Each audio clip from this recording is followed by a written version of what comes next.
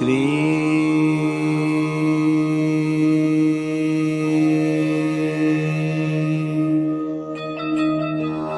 बाबा स्वामी नमो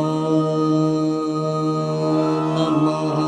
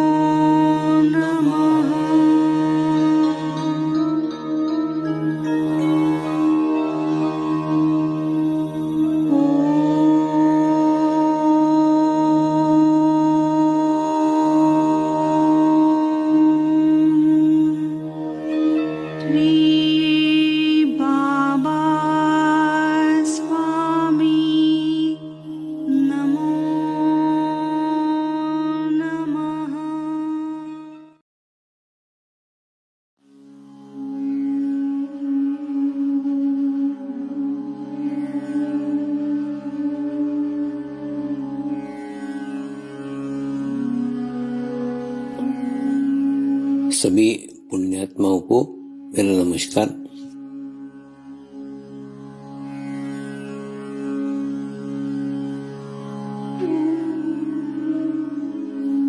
गुरुर्ब्रह्मा गुरुर्विष्णु गुरुर्देवो महेश्वरा गुरु साक्षात् परब्रह्म तस्मै श्री गुरुवे नमः।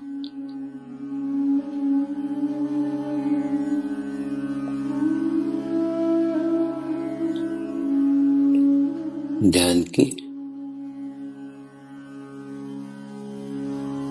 उस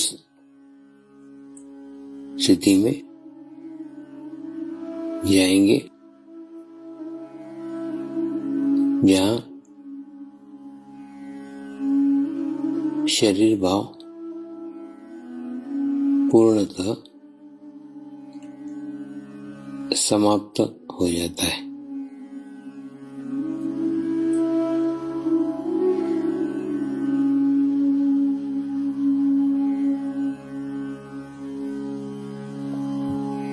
अपने पूरे शरीर को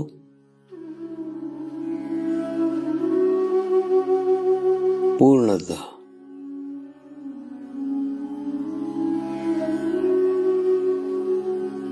शिथिल छोड़ देंगे, एकदम रिलैक्स हो जाइए।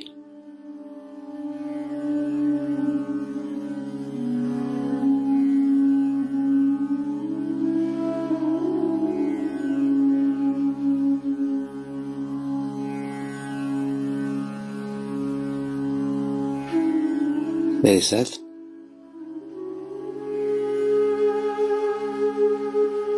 मंत्र का उच्चारण करेंगे।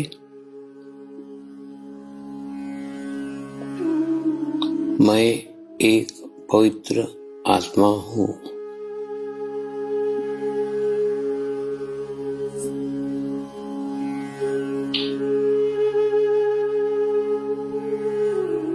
मैं एक शुद्ध आत्मा हूँ।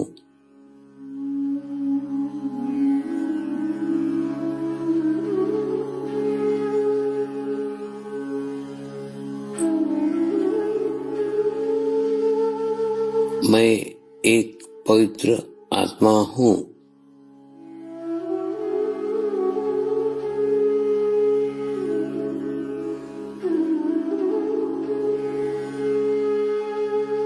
मैं एक शुद्ध आत्मा हूँ।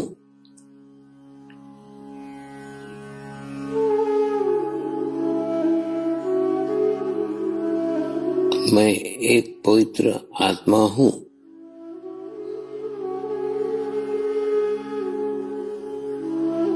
मैं एक शुद्ध आत्मा हूँ।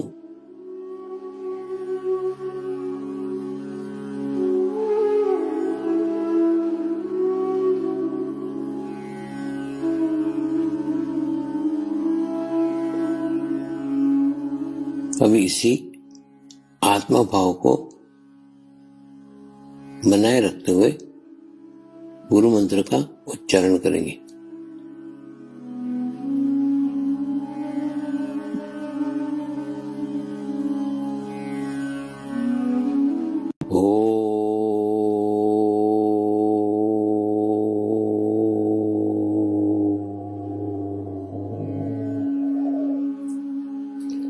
श्री शिव कृपानंद स्वामी नमो नमः।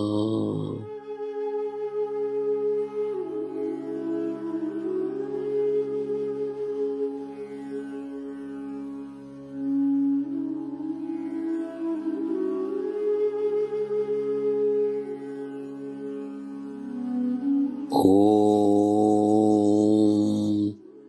श्री शिव कृपानंद स्वामी नमो नमः।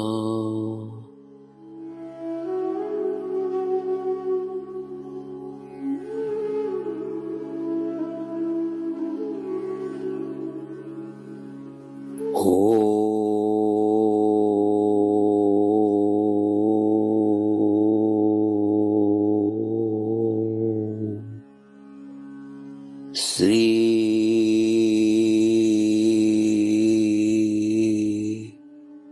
शिव कृपानंद स्वामी नमो नमः।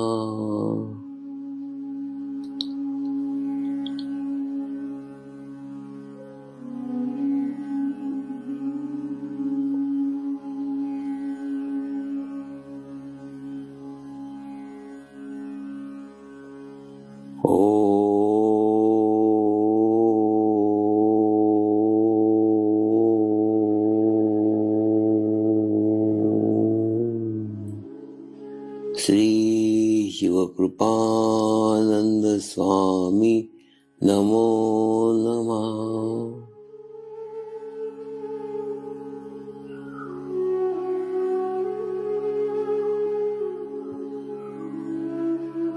ओम श्री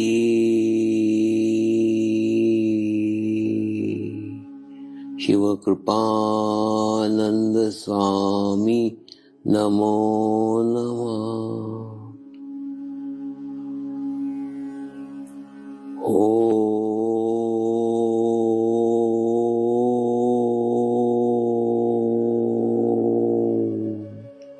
श्री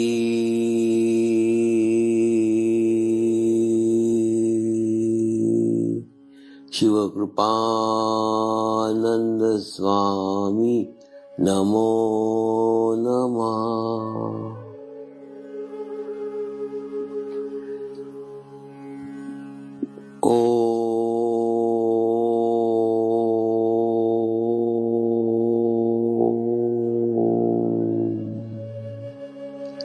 श्री शिव कृपानंद स्वामी नमो नमः।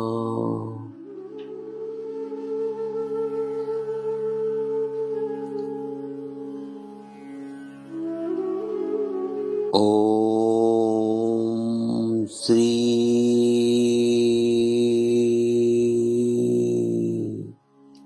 शिव कृपानंद स्वामी नमो नमः।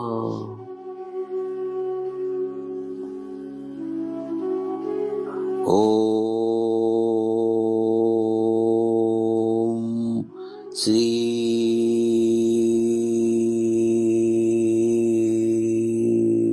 शिव कृपानंद स्वामी नमो नमः।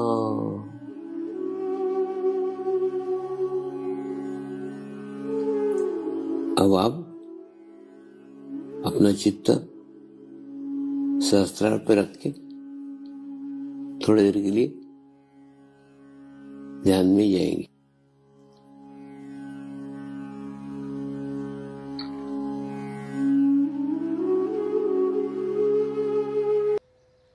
आए हुए सभी पुण्य आत्माओं को मेरा नमस्कार। आज हम महाशिवरात्रि के पावन पर्व पर यहाँ एकत्रित हुए हैं और ये महाशिवरात्रि का उत्सव आज विशेष महत्व रखता है, क्योंकि इसी महाशिवरात्रि पे 2 साल पहले हम बिछड़े थे, 2 साल बाद मिल रहे हैं।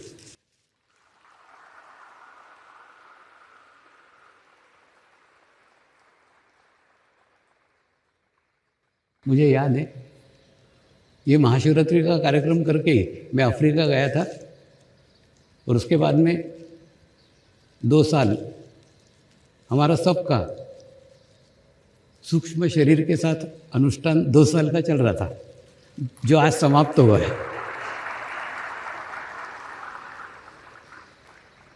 तो इस प्रकार से भी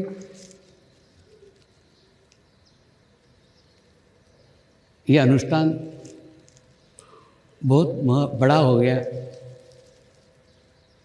और 2 साल के बाद हमारा मिलना हो रहा है।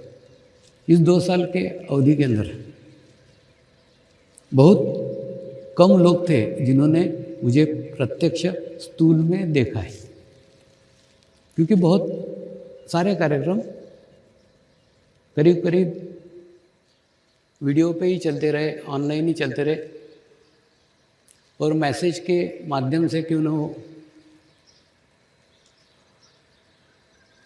संदेश के माध्यम से क्यों न हो, वीडियो के माध्यम से क्यों न हो, सतत मीडिया पे मैं आपके साथ संपर्क में रहा हूँ। उद्देश्य एक ही था कि आपका आसपास की परिस्थिति का, आपके आसपास के वातावरण का प्रभाव आपके ऊपर कम से कम पड़े। आपको भी अनुभव आया होगा कि उसका प्रभाव आप पे कम से कम पड़ा है। दूसरा, महाशिवरात्रि का उत्सव आत्माओं का उत्सव है, तो आत्माओं के उत्सव में हमें आत्मा बनकर ही शामिल होना पड़ेगा।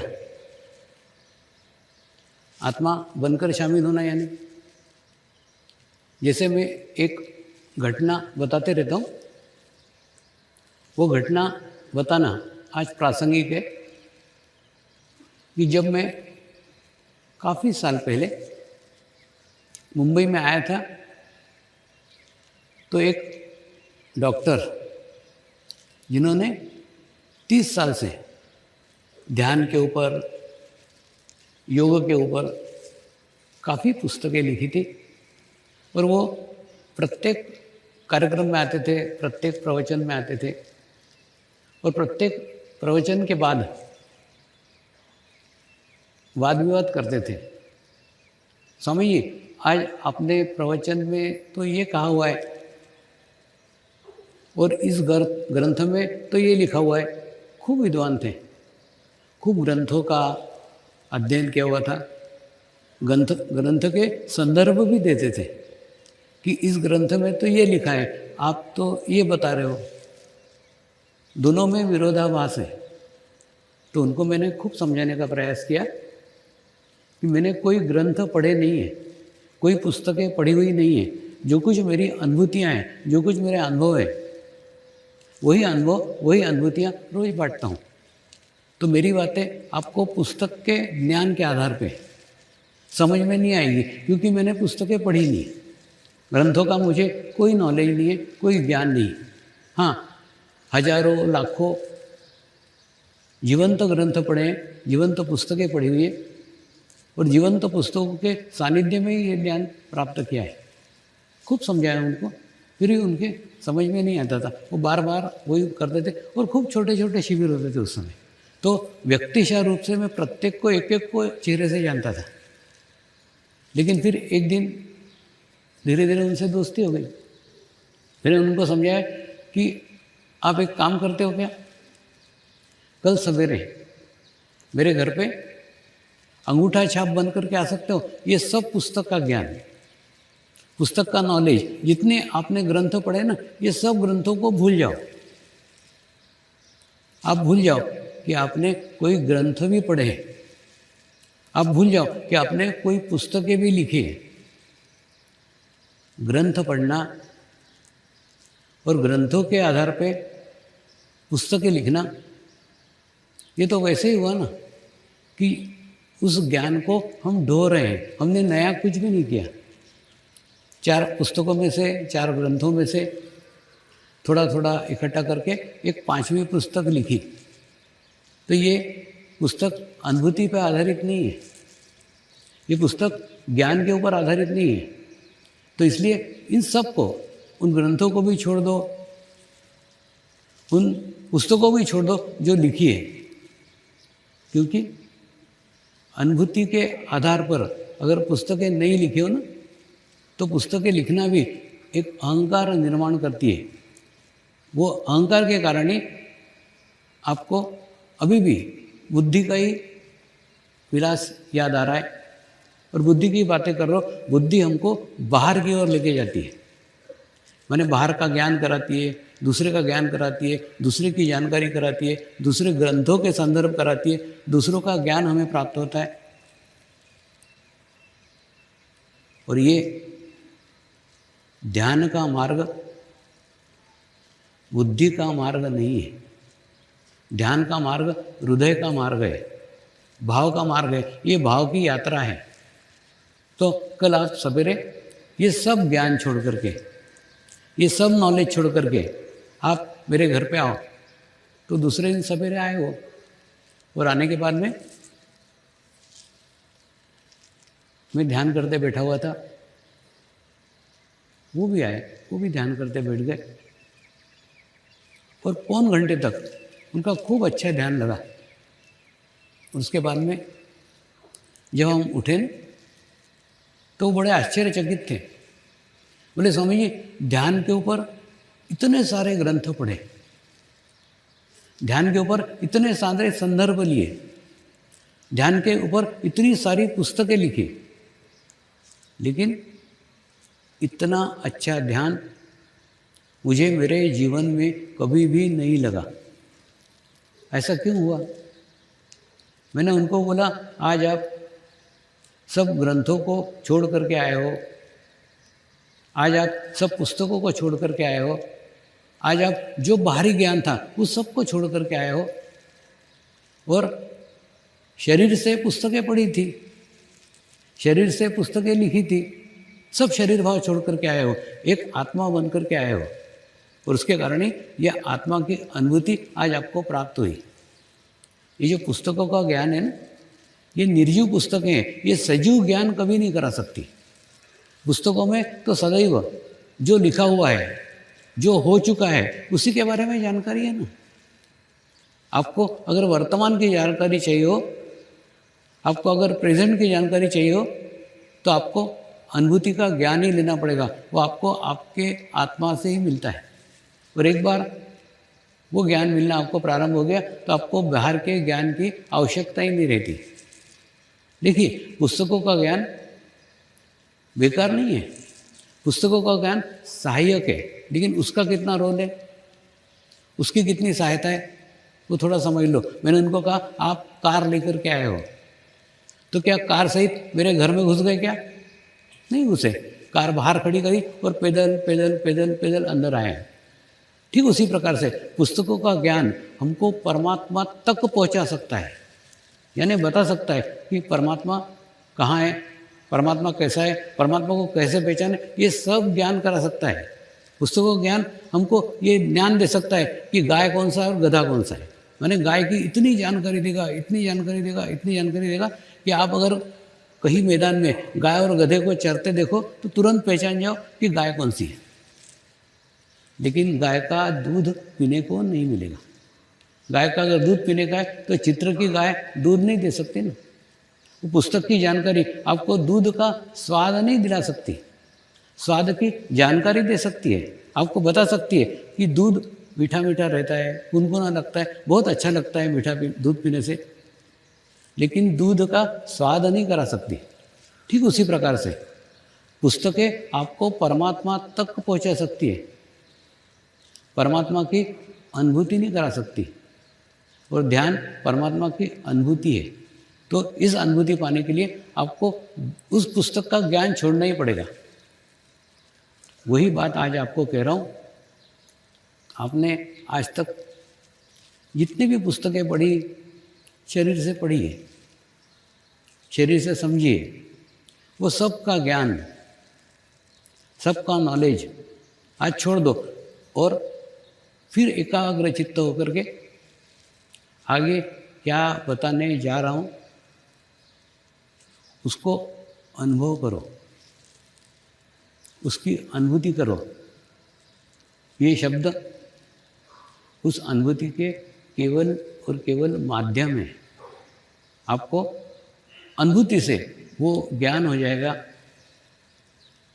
वो नॉलेज हो जाएगा जो शरीर से अभी तक नहीं हुआ है।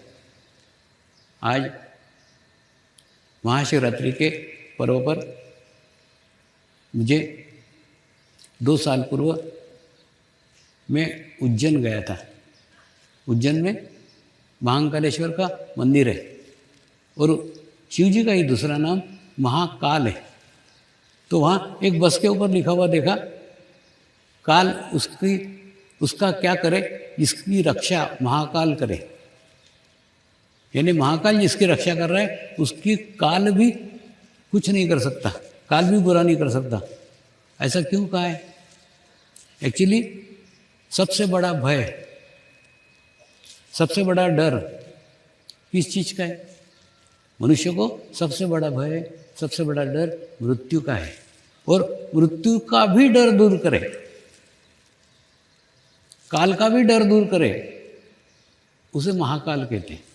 तो कहने का अर्थ ये ऐसा क्यों कहा गया है और ऐसा क्यों कहते हैं? एक्चुअली शिव जी का स्थान हमारे हृदय चक्र के अंदर है। हृदय चक्र में शिव जी का स्थान है। और अगर हम हृदय चक्र को शुद्ध करते हैं, हृदय चक्र को पवित्र करते हैं, तो क्या होगा? हम निडर हो जाएंगे, हमको मृत्यु का भी भय नहीं रहेगा। देखा ना, अभी जो 2 साल का कोरोना का काल गया, इस कोरोना के काल में मृत्यु का भय पूरे विश्व स्तर के ऊपर था। मेरे जीवन काल में तो भी ऐसा भय, ऐसा डर का वातावरण मैंने विश्व में कभी भी नहीं देखा। देखिए, किसी स्थान के ऊपर भूकंप आता है तो भूकंप उस स्थान पुरता ही रहता है, वहाँ डर उतना ही रहता है। और अपने को लगता है कि डर है, ऐसा नहीं है। भूकंप के दफे भी एक ऊर्जा निकलती है, ऊर्जा निर्माण होती है और एक क्षण में घटित हो जाता है। लेकिन वो उतने ही स्थान का रहता है, उतनी ही जगह का रहता है। ज्वालामुखी फूटता है तो भी वो एक ही स्थान पर रहता है, एक ही जगह रहता है, उसका बाकी जगह कोई प्रभाव नहीं रहता है।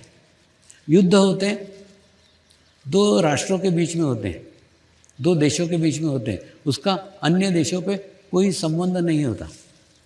लेकिन ये जो घटना घटी है, इस घटना में पूरा विश्व प्रभावित हुआ है।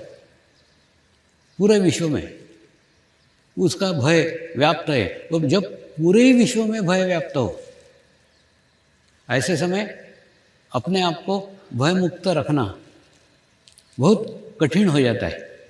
क्यों? क्योंकि सभी जगह वो वातावरण है। अब किसी भी राज्य में जाओ, किसी भी देश में जाओ, किसी भी गांव में जाओ, किसी भी परिवार में जाओ, एक ही बात एक ही जगह चल रही थी। तो इसीलिए मीडिया के माध्यम से अलग अलग मैसेज भेज करके, अलग अलग संदेश भेज करके, अलग अलग कार्यक्रम रख करके आपको उस कोरोना के इफेक्ट से बचाने का प्रयास किया है और प्रयत्न किए। और इस समय में जो डर का वातावरण था, उस समय वो महाकाल वाली बात मुझे बार बार याद आती थी कि जिसका हृदय चक्र स्ट्रांग है, जिसका हृदय चक्र मजबूत है, उसको कोई भय नहीं है। वास्तव में आप पहुंच ही पाओगे ऐसा मैं नहीं कहता, आप कर ही पाओगे ऐसा भी मैं नहीं कहता, लेकिन नियमित अगर ध्यान करते रहे, नियमित अगर साधना करते रहे, तो आपके जीवन में वो स्थिति भी आ सकती है, वो अवस्था भी आ सकती है जो मृत्यु से भी परे है। मृत्यु का भी डर वहाँ समाप्त हो जाता है। सचमुच महाकाल की प्राप्ति उस अवस्था में प्राप्त हो जाती है। वो स्थिति क्या है? वो स्थिति है शरीर छोड़ करके ध्यान। एक ध्यान की एक अवस्था है, ध्यान की एक स्थिति है। मैं इसलिए ये सब कह रहा हूँ क्योंकि ये सिखाया नहीं जा सकता, ये मैं आपको सिखा नहीं सकता हूँ, आप मुझसे सीख नहीं सकते हैं। लेकिन अगर आप सीखने लग जाए तो मैं रोक भी नहीं सकता। आप जितना सूक्ष्म शरीर के साथ जुड़ोगे, ये सूक्ष्म शरीर के पास में है, ये ज्ञान है, ये नॉलेज है, ये अनुभूति है, ये अनुभव है, सब है। आप जितना उसके साथ जुड़ोगे ना, आप धीरे धीरे आप देखोगे कि आपको भी वो स्थिति प्राप्त हो गई है, आपको भी वो अवस्था प्राप्त हो गई है कि ध्यान में आपका शरीर छूट गया है। आपको यह अनुभव होगा कि आप शरीर छोड़ करके शरीर से परे चले गए हैं। उसके बाद में एक समय के बाद, एक स्थिति के बाद धीरे धीरे वापस शरीर में आ गए और इसका अभ्यास होने लग गया, इसकी प्रैक्टिस होने लग गई। और इसके अभ्यास में और इसकी प्रैक्टिस में दो बातें ध्यान रखने की है जो मुझे अनुभव हुई है। हो सकता है आपका अनुभव अलग हो। देखिए, जो अनुभव बताए जाते हैं ना, वही अनुभव प्रत्येक व्यक्ति को आए ऐसा नहीं। प्रत्येक की शरीर की स्थिति, प्रत्येक की आध्यात्मिक स्थिति सब अलग अलग रहती है और स्थिति के अनुसार अनुभव आते हैं। तो वो अनुभव आपको आए जरूरी नहीं। लेकिन एक बार एक जैन महाराज के साथ, गच्छाधिपति के साथ इसी विषय पे चर्चा चल रही थी कि शरीर छोड़ करके ध्यान। तो उनको जो ध्यान की अनुभूतियाँ बताई, ध्यान के अनुभव बताए, तो उन्होंने भी कहा हमारे भी ग्रंथों में ये अनुभव लिखे हुए हैं, ये अनुभूतियाँ लिखी हुई है। तो उसमें से दो जैन मुनियों की इच्छा हुई कि हमको भी वो अनुभूतियाँ पाने का है, अनुभव पाने का है। तो कहने का अर्थ, हम साथ में ध्यान करने बैठे। जब देखो, जब ध्यान करने बैठेंगे ना, तब आपको दो अनुभव हो सकते हैं। अगर आप पुरुष हैं तो आपको लगेगा कि आप मर गए, मैं मर गया मर गया मर गया, ऐसा। एक्चुअली आप नहीं मरते, आपका शरीर भाव बढ़ता है, आपका मैं का अहंकार मरता है। और मैं का अहंकार मरते समय अपने को ऐसा महसूस होता है, अपने को ऐसा भाव आता है कि हम खुद ही मर रहे हैं। तो ऐसा नहीं है। तो ऐसा लगे ना आपको कि मर रहे हैं, तो भी डरने की आवश्यकता नहीं है, आप नहीं मरेंगे। और दूसरा, अगर स्त्रियों को ये अनुभूति हुई तो स्त्रियों को ये अनुभव होता है कि मैं इतनी पवित्र नहीं हूँ, मैं इतनी शुद्ध नहीं हूँ कि इतनी स्थिति को मैं पा सकूँ, इतनी अवस्था को पा सकूँ। एक आत्मग्लानि का भाव निर्माण होता है। तो अगर पुरुष है तो ये भाव आएगा कि मैं मर जाता हूँ, मैं मर जाता हूँ। अगर स्त्री है तो ये भाव आएगा कि मैं उसके योग्य नहीं हूँ, मैं उतनी पवित्र नहीं हूँ, उतनी शुद्ध नहीं हूँ। ये दोनों शरीर के भाव हैं। इन दोनों शरीर के भाव के ऊपर उठिए और ध्यान करिए, तो धीरे धीरे ये अवस्था, ये स्थिति आपको प्राप्त हो जाएगी। तो सबसे बड़ा मनुष्य का जो डर है ना, वो मृत्यु का डर है। तो वो डर से भी परे आपको ध्यान में ये अवस्था प्राप्त हो सकती है। और जब बार बार ही आप शरीर छोड़ करके जाने लग गए, तो शरीर छोड़ना एक मामूली घटना है, उसको कोई महत्व नहीं है। मृत्यु यानी क्या? शरीर को छोड़ना। तो ऐसे ही छोड़ रहे हैं, जब चाहें छोड़ रहे हैं, जब चाहें छोड़ते आता है। तो ऐसा अगर अभ्यास, ऐसा अगर प्रैक्टिस, ध्यान में ऐसी अवस्था अगर आपको प्राप्त हो गई, तो फिर मृत्यु का भी डर चला जाएगा। मृत्यु पे से याद आया, प्रश्न आता है हम जन्मे ही क्यों? देखिए, जो जन्मा है उसकी मृत्यु निश्चित है। तो प्रश्न आता है ना कि हम जन्मे ही क्यों? हमारा जन्म लेने का कारण क्या है? हम क्यों जन्म लिया? जब मरना ही था तो जन्म क्यों लिया? और जन्म लेकर फिर मरे क्यों? और मरे तो फिर जन्म क्यों लिया? ये प्रश्न आपके भी मन में आता होगा। कई युवा लोग भी पूछते हैं कि जब जो जन्मता है उसकी मृत्यु निश्चित है तो फिर जन्मता ही क्यों है? तो जन्म लेने का कारण आपको आश्चर्य होगा। जन्म लेने का कारण विचार है, और विचार हमको हमारी संगत से आते हैं। आप जिनकी संगत में रहोगे, आप जिनके सानिध्य में रहोगे, जिन लोगों के सामूहिकता में रहोगे, जिन लोगों के कलेक्टिविटी में रहोगे, वैसे ही विचार आपको आएंगे। और जैसे आपको विचार आएंगे, वो विचार धीरे धीरे धीरे धीरे धीरे आपके हाथ से वैसे कर्म घटित करेंगे। यानी जिस संगत में रहेंगे, जिस सामूहिकता में रहेंगे, जिस कलेक्टिविटी में रहेंगे, वो सामूहिकता का प्रभाव हमारे पे विचार निर्माण करता है।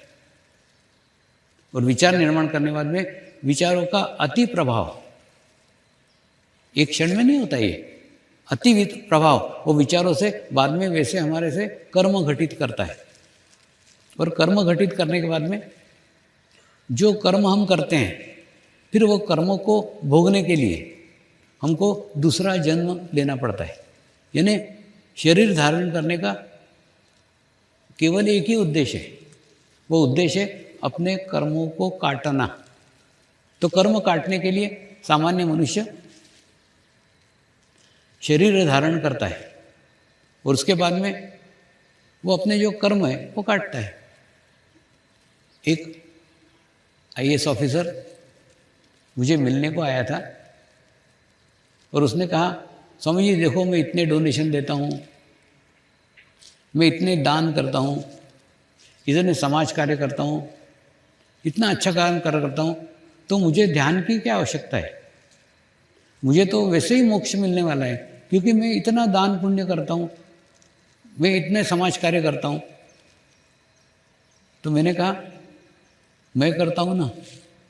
यानी दान कर रहा है वो भी मैं के साथ बांध रहा है, समाज कार्य कर रहा है वो भी मैं के साथ बांध रहा है। यानी मैं सदैव विद्यमान है। तो जब मैं विद्यमान है तो वो सब तू तेरे पुण्य कर्म जोड़ रहा है ना, और पुण्य कर्म जोड़ रहा है तो फिर मोक्ष कहाँ है? यानी तू तेरे अगले जन्म की व्यवस्था कर रहा है। तेरा अगला जन्म सुखी होगा, अगला जन्म आनंदी होगा, क्योंकि तूने अच्छे कर्म किए। तो अच्छे कर्म करके फिर अच्छे कर्म भोगना भी पड़ेंगे ना। केवल अच्छे कर्म करके नहीं होता है, अच्छे कर्म करके आपको अगले जन्म में अच्छे कर्म भोगने को आना ही पड़ता है। और दूसरा, कर्मों में से किसी को भी मुक्ति नहीं है। अगर आप अच्छे कर्म करो तो अच्छे कर्म भोगना ही पड़ेंगे, आप चाहो न चाहो। आप बुरे कर्म करो, आपको बुरे कर्म भोगना ही पड़ेंगे, आप चाहो न चाहो। इसमें आपकी चाहने का, आपके इच्छा का कोई अर्थ नहीं है। सब कुछ एक व्यवस्था के अधीन, एक व्यवस्था है, उस व्यवस्था के अधीन ये कर्म का चक्र चलते ही रहता है। और उसके बाद में फिर वही कर्म हम भोगने को इस धरती पे आते हैं और जन्म लेते हैं। यानी हमारे जन्म का कारण देखो तो जन्म का कारण विचार है। हम विचार करते हैं इसलिए कर्म घटित होते हैं, और कर्म घटित होते हैं तो फिर जन्म लेना पड़ता है, चाहे पुण्य कर्म हो चाहे पाप कर्म हो। और दूसरा, अपने को लगता है कि हम जो बुरा काम कर रहे हैं वो कार्य करते समय हमको कुछ भी दिख नहीं रहा है, कोई भी देख नहीं रहा है, किसी को भी पता नहीं है, किसी को भी मालूम नहीं है। लेकिन ऐसा नहीं है। आपके अंदर एक शिव के रूप में आत्मा बैठी हुई है, वो सब देखती रहती है, सब रिकॉर्डिंग चलती रहती है। और एक रिकॉर्डिंग मृत्यु के समय सिनेमा जैसी आपके सामने पूरी ऐसी चलती। जो जो आपने बुरे कर्म किए वो भी चलते हैं, जो जो आपने अच्छे कर्म किए वो भी चलते हैं, आपके सामने वो सिनेमा चलता है एकदम। और उसके बाद में अगर पुण्य कर्म किए हैं, अच्छे कर्म किए हैं, तो जाते समय आपको एक सेटिस्फेक्शन रहता है, मृत्यु के समय आपको एक संतोष रहता है कि मैंने मेरा जीवन बहुत अच्छे से भोग लिया, मैंने मेरे जीवन को सार्थक किया, मैंने मेरे जीवन को खूब लोगों को मदद किया, खूब समाज कार्य किया, खूब अच्छे से किया। मेरे को किसी से कोई एक धन्यवाद का भाव अपने ही प्रति आता है कि मैंने मेरे जीवन को बहुत अच्छे से भोगा। और मैंने देखो, पद पे तो कोई रहता है कोई नहीं रहता है, पद अनिश्चित है, लेकिन पद पे रहते हुए आपने क्या अच्छा कार्य किया, वो कार्य जरूर आपको आपके अंतिम दिन, अंतिम समय याद आएगा कि पद में रहते हुए, पद पे रहते हुए मेरे हाथ से इतने अच्छे अच्छे कार्य हुए। तो ये सब अच्छे कार्य आपके सामने सिनेमा जैसे दिखेंगे, तो आपको एक संतोष मिलेगा, आपको एक सेटिस्फेक्शन मिलेगा कि मैंने मेरे जीवन को सार्थक किया है।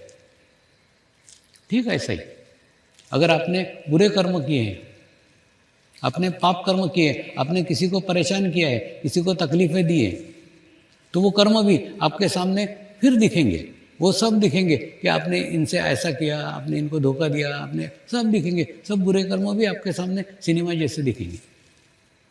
और कई लोग इतने बुरे कर्म करते हैं, इतने खराब कर्म करते हैं कि वो कर्म खुद भी देखना नहीं चाहते। जैसे होता है ना, अपना चेहरा क्या है वो बराबर अपने को मिरर में दिखता है, अपने को आईने में दिखता है कि हमने कौन सा, हमारा चेहरा कैसा है, काला है कि पीला है कि सफ़ेद है। जिस प्रकार से हम हमारे चेहरे को मिरर में देखते हैं, ठीक उसी प्रकार से हम हमारे आप को अंतिम समय में देखते हैं। वो सब घटनाएं आप भी दिखते हैं, सामने वाला भी दिखता है, आपने कैसे परेशान किया, क्या किया, सब दिखते रहता है। जो आपने करते समय भी जो नहीं देखा है ना, वो भी दिखता है। और वो इतना भयानक रहता है, वो इतना खराब रहता है कि आदमी उन घटनाओं को, आदमी उन लोगों को याद भी करना नहीं चाहता। वो नहीं चाहता वो घटनाएं याद आए, वो नहीं चाहता वो घटनाएं मुझे बार बार दिखे। तो ऐसे समय परमात्मा से मनुष्य भीख मांगता है, हे परमात्मा, मैं ये देखना ही नहीं चाहता कि मेरे हाथ से क्या क्या पाप हुआ है, मुझे मृत्यु दे दे, मैं जीना ही नहीं चाहता ये। और दूसरा, उसके चाहने न चाहने पे कुछ नहीं होता ना, वो सब दिखते ही रहता है, लेकिन वो उसको रोक नहीं सकता। तो इसलिए जीवन में ऐसे कोई काम मत करो जो काम आप फिर से देखना न चाहो। ये सब दिखने वाले हैं आपको। और आप अगर अच्छे काम करते हो, आप अगर अच्छे कार्य करते हो, तो वो भी आपको दिखेंगे ही। अब प्रश्न आता है कि अगर बुरे कर्म किए हैं तो बुरे कर्म काटने के लिए हम आते हैं, और उसके बाद में चाहते न चाहते हुए भी हमारे हाथ से अनजाने में कुछ कर्म घटित हो जाते हैं। हो सकता है फिर से कुछ पुण्य कर्म घटित हो जाए, हो सकता है फिर से कुछ पाप कर्म घटित हो जाए। यानी बिना कर्म के तो मनुष्य रह नहीं सकता, एक दिन नहीं रह सकता, एक क्षण नहीं रह सकता। आप देखो ना, विचारों से भी कुछ ना कुछ करते ही रहते। तो ऐसे कोई भी कर्म अगर आपसे घटित होते हैं तो पुराने कर्म तो कट जाते हैं, लेकिन फिर नए कर्म घटित हो जाते हैं, और उसके बाद में फिर वो नए कर्म भोगने के लिए नया जन्म लेना पड़ता है। इस प्रकार से ये कर्म के चक्र में आकर के मनुष्य फंस के रह जाता है कि पुराने जन्म के कर्म काटने आता है, और वो काटते काटते कुछ नए कर्म घटित कर देता है, और उसके बाद में अगला जन्म, जन्म मृत्यु, जन्म मृत्यु, ये चक्र जन्मों जन्मों से चलते रहता है। और जन्मों जन्मों से चलने के बाद में इसी जन्म में अच्छी संगत में, अच्छे सानिध्य में जब मनुष्य आता है तब उसको ज्ञान होता है कि ये कर्म से मुक्ति कभी संभव ही नहीं है। ये कर्म से अगर मुक्ति पाना है तो शरीर से परे जाना होगा। आप सबको लगता है कि आप सब इसी जन्म से जुड़े हैं, ऐसा नहीं है। ये जन्मों जन्मों का संबंध है और उसके बाद में पूर्व जन्मों में आपने अच्छी संगत की थी, अच्छा सानिध्य प्राप्त किया था, तो आपको महसूस हो गया था, आपको पता चल गया था कि ये कर्म के चक्र में से बाहर आए बिना मुक्ति संभव ही नहीं है। तो एक ऐसा मार्ग, एक ऐसा रास्ता ऐसा होना चाहिए कि हमारा शरीर भाव ही समाप्त हो जाए।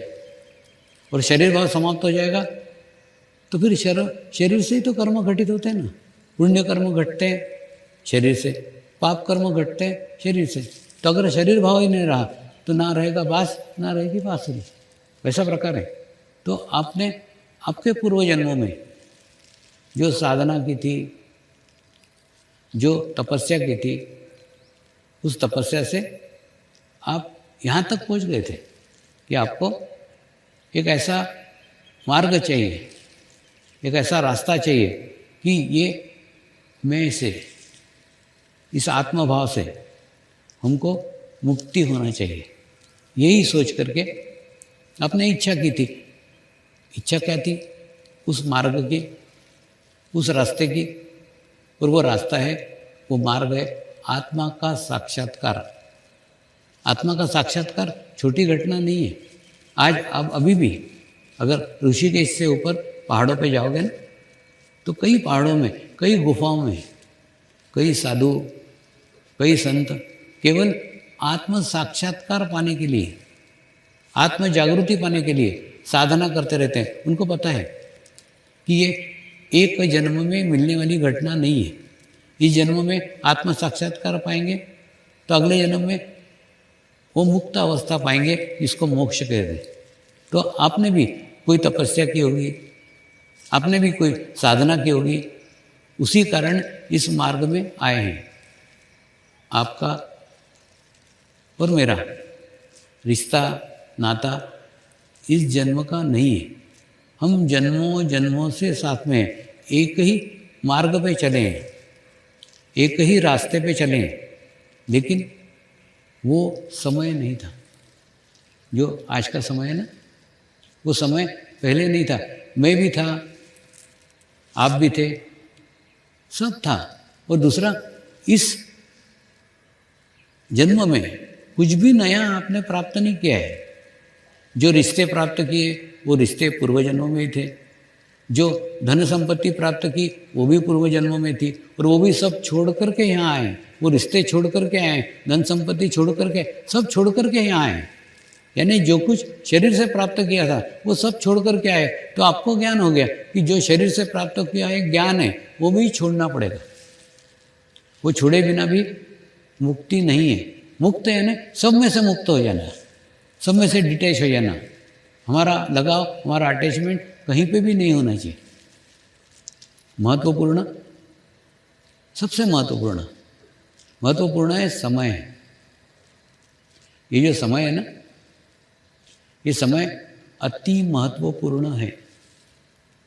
इस समय के बारे में संत ज्ञानेश्वर जी ने आज से 700 साल पहले अपने काल में लिखा हुआ है कि 700 साल के बाद एक ऐसा काल आएगा, एक ऐसा समय आएगा जिस समय आत्म साक्षात्कार सामूहिकता में प्राप्त होगा, आत्म साक्षात्कार कलेक्टिविटी में प्राप्त होगा। हम उसी समय में जी रहे हैं और ये आत्म साक्षात्कार की आवश्यकता है, बहुत जरूरी है। दूसरा, देखिए, अगर आप ध्यान करते हैं, अगर आप मेडिटेशंस करते हैं, तो आपकी संवेदनशीलता बहुत बढ़ जाती है। और जब संवेदनशीलता बढ़ जाएगी ना, तो आप सामने वाले व्यक्ति के विचार भी समझ सकते हैं। सामने वाले व्यक्ति क्या विचार कर रहा है वो भी समझ सकते हैं। उसके बाद में अगर आप प्रकृति के साथ जुड़ते हैं तो प्रकृति में क्या घटनाएं होने वाली है, क्या घटित होने वाला है, आगे क्या होने वाला है, आगे का समय कैसा है, उसके बारे में भी आपको जानकारी प्राप्त हो सकती है। यानी ध्यान से आपकी संवेदनशीलता बढ़ने के कारण ये सब होता है। जैसे गुरु शक्तियों ने 2019 में बताया था, आने वाला समय, आने वाला टाइम, आने वाला काल तनाव वाला है, टेंशन वाला है। तो वो 2 साल हमारे वैसे ही बीते और अभी भी समय अनुकूल नहीं है। ये भी मैसेज इस अनुष्ठान के पहले बताया गया था कि सामूहिकता से जुड़ो, कलेक्टिविटी से जुड़ो। अभी भी सब कुछ समाप्त नहीं हुआ है। देखिए, अलग अलग परेशानियां हो सकती है, परेशानियों के रूप अलग अलग हो सकते हैं, परेशानियों का स्वरूप अलग अलग होता है, लेकिन वातावरण वही है, तनाव वाला है, टेंशन वाला है। और दूसरा, ये हमारे लिए नहीं, पूरे विश्व के लिए अनुकूल नहीं है। आने वाला समय विश्व के लिए अनुकूल नहीं है। और इसके अंदर देखिए, परिवर्तन का समय है, परिवर्तन का काल है। हम चौरास्ते पे खड़े हैं। ये समय, ये महाशिवरात्रि का दिन है ना, ये समझ लो हम सब चौरास्ते पे खड़े हैं। चौरास्ते में किस दिशा में जाएंगे ये अपनी चॉइस है। अपने चॉइस में हमको इस तरफ जाना है कि हमको इस तरफ जाना है। तो आप अच्छी दिशा में भी जा सकते हैं, बुरी दिशा में भी जा सकते हैं। अच्छी दिशा में जाओगे तो अच्छे लोग मिलेंगे, अच्छी सामूहिकता मिलेगी, अच्छी कनेक्टिविटी मिलेगी और अच्छा रहेगा। और अगर बुरी एरिया में जाओगे तो बुरे लोग मिलेंगे, बुरी सामूहिकता मिलेगी, बुरी कनेक्टिविटी मिलेगी। तो आज एक परिवर्तन का समय है। ये महाशिवरात्रि जो है ना, ये परिवर्तन का समय, एक बहुत बड़ा विश्व स्तर के ऊपर परिवर्तन आने वाला है। होता था ना, देखिए, जो लोग हिमालय में गए ना, वो लोग कभी वापस ही नहीं आए। तो उनको कोई पता भी नहीं चला, उनको कुछ मालूम ही नहीं पड़ा। लेकिन जा करके मैं जब वापस आया हूँ ना, तो मैंने देखा वापस आते समय रास्ता ही भटक जाते थे, एरिया ही भूल जाते थे, जगह ही चेंज हो जाती थी। जहाँ पहले अच्छा भरा पहाड़ था वहाँ बहुत बड़ा खड्डा हो जाता था, और जहाँ पे खड्डा था वहाँ पे पहाड़ हो जाता था। ये प्रकृति का नियम है। प्रकृति परिवर्तनशील है, एक जैसी नहीं रहती। जो आज ऊपर है वो नीचे दिखेंगे, जो नीचे है वो ऊपर दिखेंगे। तो एकदम प्रकृति में चेंजेस आएगा, बदलाव आएगा। प्रश्न है, हम ऊपर की ओर जा रहे हैं कि हम नीचे की ओर जा रहे हैं।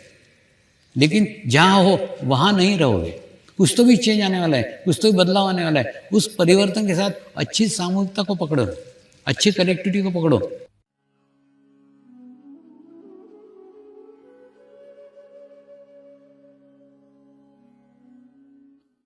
अब हम प्रार्थना करेंगे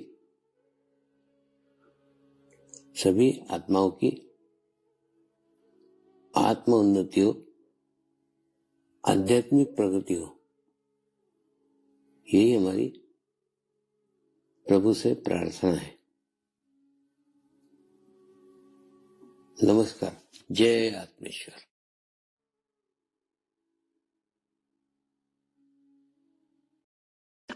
शांति पाठ करेंगे। ओम द्यो शांति अंतरिक्षगम शांति पृथ्वी शांति रापः शांतिरौषधयः शांति वनस्पतयः शांति विश्वे देवाः शांति ब्रह्म शांति सर्वगं शांति शांतिरेव शांति क्षमा शांतिरेधि। ओम शांति शांति शांति सर्वारिष्ट सुशांतिर्भवतु।